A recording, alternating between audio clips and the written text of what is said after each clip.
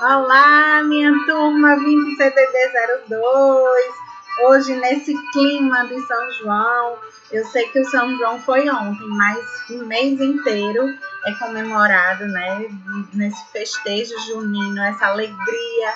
E eu não poderia deixar de estar com essa alegria para trazer um conteúdo maravilhoso hoje para vocês nesse clima junino.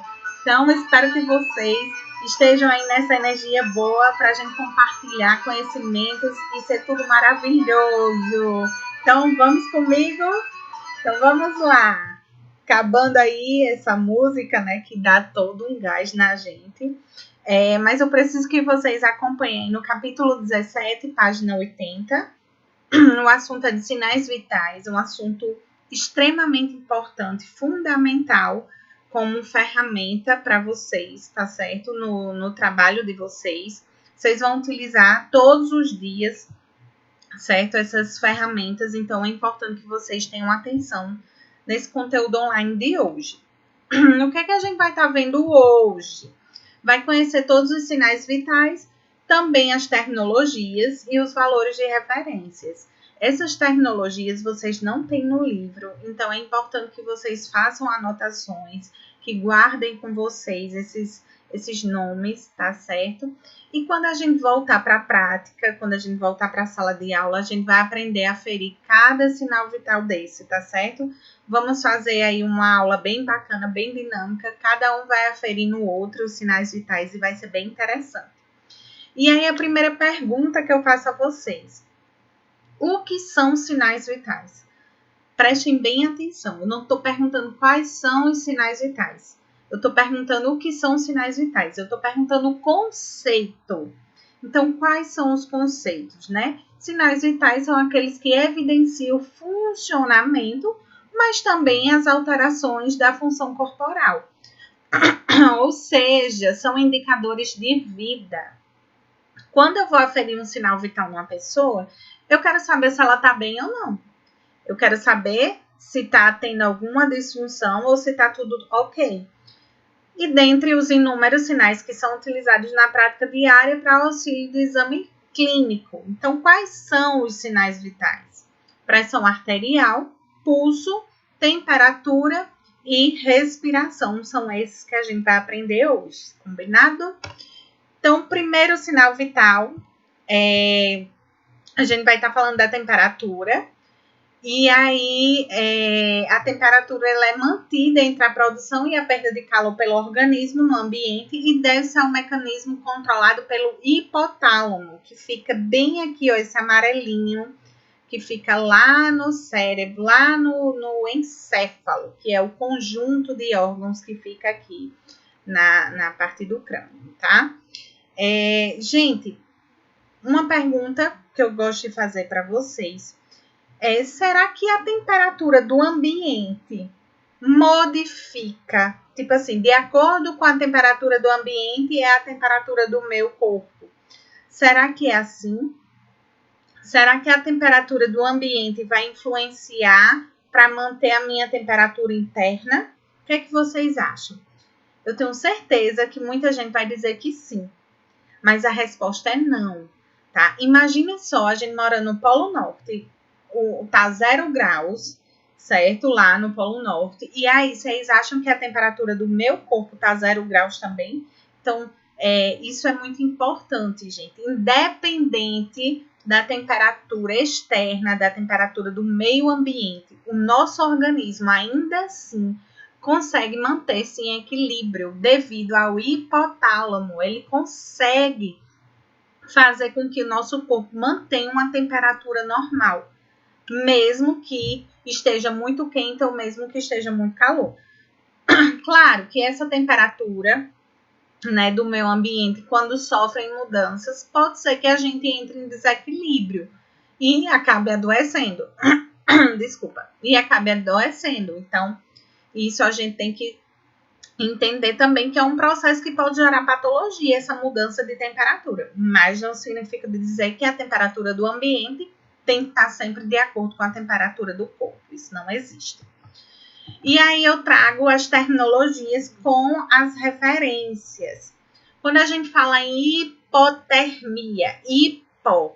Sempre vocês vão assimilar que é baixo. Então, é uma temperatura abaixo da normalidade. E o que seria uma temperatura abaixo da normalidade? Abaixo de 35 graus. Então, se eu estou com a temperatura abaixo de 35 graus, eu preciso recorrer ao hospital para que eles tenham uma técnica lá de envolver a pessoa numa manta térmica para equilibrar e ver o que está acontecendo com essa pessoa, porque a temperatura está tão baixa. Afebril, gente, significa esse ausência. Ou seja, quando a pessoa está afebril, ela está ausente de febre, certo? Então, seria uma temperatura normal, eu costumo dizer de 36 a 37 graus Celsius, a pessoa está sem febre. Quando é que uma pessoa está febril? Quando ela está começando a ter uma alteração da temperatura para mais. Ou seja, de 37,3 a 37,7 ela está febril. Ou seja, sinal de alerta. A qualquer momento você pode ficar com febre. E aí, Priscila, eu entro com a medicação aqui? Eu digo, depende. Se for uma pessoa que a gente já sabe que ela sobe a temperatura muito rápido, eu já posso iniciar uma medicação. Porque você sabe que tem crianças que no instante eleva a temperatura e pode acabar convulsionando. Mas eu posso aqui dar um banho, posso envolvê-la com um pano, uma toalha molhada, que pode estar ajudando a baixar essa temperatura. Quando é que uma pessoa está com febre? De 37,8 a 38,9. Então, vamos lá. De 37,8 a 38,9 graus Celsius, a pessoa considera como febre. Pirexia. Já ouviram falar nesse termo? Gente, pirexia é quando está com a febre alta, que é de 39 graus a 40 graus Celsius. É tanto que existem os antipiréticos, que é para febre. É a mesma coisa que antitérmico, tá? Hiperpirexia, esse hiper significa acima, alto. Então, é uma temperatura acima de 40 graus Celsius, ou seja, é muito grave, tá? Hiperpirexia, se vocês ouvirem esse termo, já sabe que é uma febre muito, muito alta, que é acima de 40 graus Celsius, certo? Vamos lá para o próximo sinal vital, que é o pulso, né? O pulso também compõe os sinais vitais, que quando se palpa uma artéria, o pulso arterial é percebido como uma expansão da parede arterial, que ela é em sintonia com o batimento cardíaco. Gente, como é que a gente vai aferir o pulso? A gente vai procurar uma artéria. A artéria, gente, daqui, dessa região, que a gente chama artéria radial, ela sempre fica do lado do polegar, ou seja, vai ser nessa região aqui, ó. A artéria radial vai ser na região do polegar, nunca na região do dedo mínimo, sempre do lado do polegar, bem aqui em cima. Gente, ó, já tô sentindo aqui meu pulso. Onde tem artéria, tem pulso, certo? Então, não é veia, é artéria que pulsa. Tem a artéria carotídea, né, que é aqui, ó, na carótida, que a gente verifica, certo?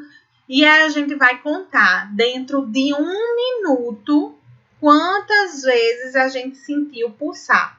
Então, dentro de 1 minuto, eu vou contar quantas vezes pulsou essa minha artéria. E aí vem, se o pulso está normal, a gente chama de pulso normocárdico. Se o pulso está normal, o resultado, que a gente vai saber já os valores, pulso normocárdico, já está dizendo, normal. Se o pulso está acelerado, a gente chama de taquisfigmia. Quando a gente fala em taque, lembra de acelerado, taquicardia, coração acelerado. Taquisfigmia, pulso acelerado. Bradisfigmia, tudo que tiver brade vai ser abaixo do normal, vai ser baixo. Então, bradisfigmia, pulso abaixo do normal. E pulso filiforme é um pulso que Quase você não sente, é um pulso fino, que não tem força, que não tem aquele batimento com força. É um pulso muito fininho, tá certo? Quais são os valores de referência? Quais são os valores normais? Então, vamos lá. Eu verifiquei o pulso, contei dentro de 1 minuto quantas vezes bateu. Se eu sou uma adulta, se bateu entre 60 a 100, por exemplo, que deu 79 batimentos por minuto, ó, batimentos por minuto. Se deu 79, tá normal. Então, é normocárdico. Meu pulso tá entre 60 a 100. Crianças, de 80 a 120, eu já mudo os valores. A criança é mais acelerada. E os bebês é mais acelerado ainda, de 60 a 100 batimentos por minuto. Gente, aqui são alguns pulsos que a gente verifica. Tem um pulso temporal, tá? Tem um pulso radial. Tem um pulso carotídeo, tá? Que é da carótida. Tem no pé, que é a pediosa. Tem o braquial aqui. Em várias partes do nosso corpo tem artérias, que aí a gente pode verificar o pulso. Mas quais são os pulsos mais comuns? Esse, o radial e o carotídeo. Se for uma vítima de acidente, é importante a gente verificar o pulso carotídeo, porque às vezes a gente pode ter uma fratura do braço, de um osso do braço, e esse osso pode estar pressionando o pulso, e aí se estiver pressionando não vai estar chegando sangue no local e não vai ter pulso para a gente verificar. Então, é importante verificar o pulso carotídeo, que ele está mais próximo do coração e fica mais nítido da gente verificar se for vítima de acidente. Mas se tiver o paciente normal lá na casa e você vai aferir, você pode aferir esse pulso radial, tá? Vamos lá para respiração. Respiração, gente. Quando a gente inspira, a gente preenche os pulmões de ar. E quando a gente expira, a gente expele o ar, né? Com gás carbônico. Quando a gente inspira, a gente eleva a caixa torácica. O tórax fica bem expandido. E aí, é aí que a gente vai observar no outro, né? Essa inspiração. Quando eleva a caixa torácica. Então, eu vou contar dentro de 1 minuto quantas vezes meu tórax se expandiu. Não é 1, 2, não. É 1, 2. Então, é só quando ele se expande que a gente conta. Uma dica. Não é interessante a gente aferir a respiração da pessoa, ela sabendo, porque ela tende a controlar a respiração. Então, geralmente, eu verifico a respiração do paciente quando eu estou verificando a temperatura, que a gente bota o termômetro e tem que esperar 5 minutos. Então, é o momento que eu começo a observar a elevação do tórax dela dentro de 1 minuto.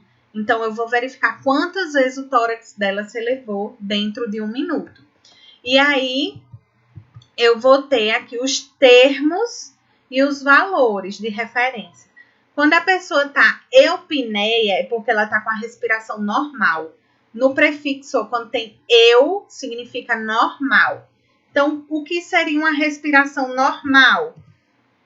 Um adulto, entre 12 a 20 inspirações por minuto. Então, se o meu deu 18, eu tô eupneia, né? A respiração normal.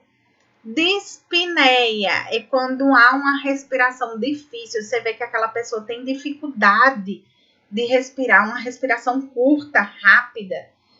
Geralmente são pessoas que têm alguma doença pulmonar, tá certo? Ou cardíaca. E aí, você consegue observar que ela tem uma dificuldade para estar respirando. Taquipneia, a gente já conheceu que taque é uma respiração rápida, acelerada. E o que seria uma respiração acelerada? Uma respiração acima de 20 em adultos. Se for em criança, acima de 25 e se for em bebês, acima de 60. A gente considera taquipneia. Bradipneia. Bradi significa abaixo do normal. Há uma respiração lenta. O que seria abaixo do normal? Dentro de 1 minuto, se a pessoa tiver abaixo de 12, ela está com bradipneia.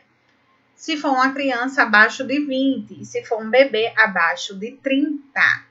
Então, a pessoa que está com a respiração abaixo dessa normalidade, a gente chama de bradipneia. E o que é apneia? Lembra que eu disse que afebril é a ausência de febre? A apneia é a ausência de respiração. Tem pessoas que quando dormem, têm a apneia do sono. O que é a apneia? Ela para de respirar, depois volta. Mas o que é perigoso? Que pode ser que não volte. Então, são pessoas que têm uma ausência de respiração por alguns minutos. Isso é perigoso, tá certo? Então, a apneia seria isso. Vamos agora para a pressão arterial. Esse sinal vital é a medida da pressão exercida pelo sangue na parede das artérias, ou seja, é a força com que o sangue passa dentro das artérias. A pressão ou tensão arterial depende da força da contração do coração. Então, se o coração está batendo muito devagar, esse sangue não vai ter uma pressão, nem vai ter uma quantidade adequada circulante nos vasos sanguíneos, tá certo? E a gente mede a pressão máxima como sistólica e a pressão mínima como diastólica. A pressão máxima é o momento que o coração se contrai. A pressão mínima é o momento que o coração relaxa. Vamos dar um exemplo? 120 por 80, que é aquele famoso 12 por 8. Né? Que é a pressão normal, que a gente acha ótima. O 120, que é o 12, a gente chama de pressão máxima, que é o momento que o coração se contraiu, que é a sistólica. E a pressão mínima seria o 8, que é o 80, né? Que é a pressão mínima, o momento que o coração relaxa, tá certo? Não se preocupe que a gente vai aprender isso tudo na prática. Vamos aprender como utilizar esse aparelho, tudo bonitinho. Quando a pessoa está com a hipertensão, ela está com a pressão elevada. E quando a pessoa está com hipotensão, a pessoa está com a pressão abaixo do normal. E normotensão, quando a pessoa está com a pressão normal. O que seria uma hipotensão, abaixo do normal? Uma pressão inferior a 100 por 60 milímetros de mercúrio. 100 que a gente chama 10 por 6. O certo é a gente falar 100 por 60, quando estamos falando de profissionais de saúde. Mas se a gente for falar para um paciente, a gente pode dizer 10 por 6. Então, uma pressão abaixo de 10 por 6 é considerada hipotensão, ou seja, uma pressão abaixo do normal.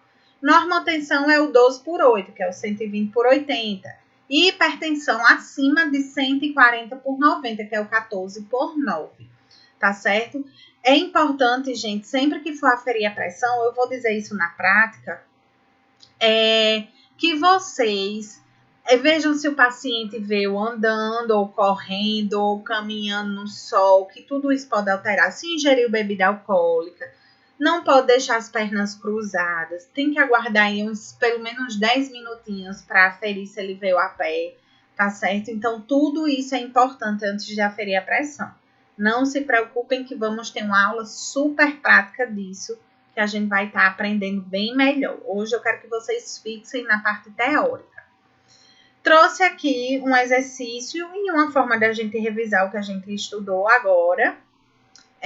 Como é que vai estar lá, né? O profissional de saúde verificou a temperatura do paciente adulto de 70 anos e percebeu que o mesmo apresentou uma temperatura de 39 graus Celsius. De acordo com os termos técnicos estudados em sala de aula, o paciente está afebril, seria ausência de febre, está febril, que é um momento de alerta, está com febre ou com pirexia. E aí, gente, o que é que vocês acham?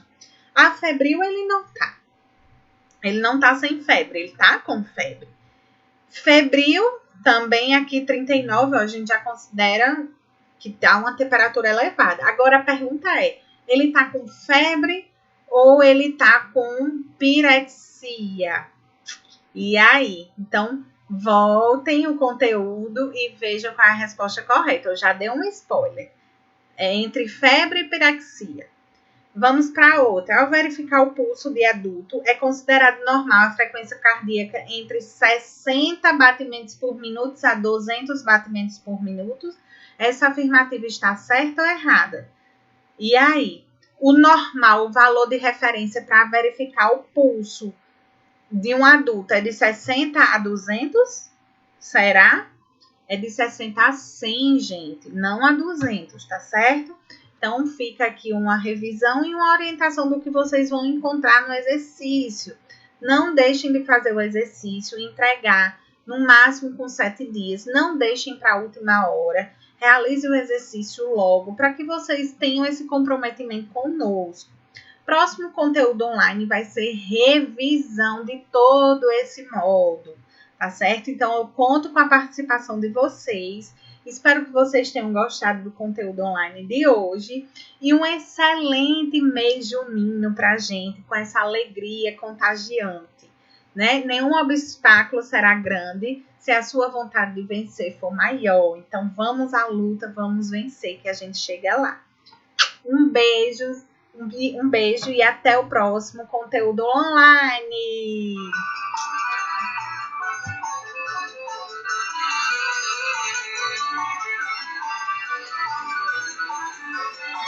Tchau, tchau!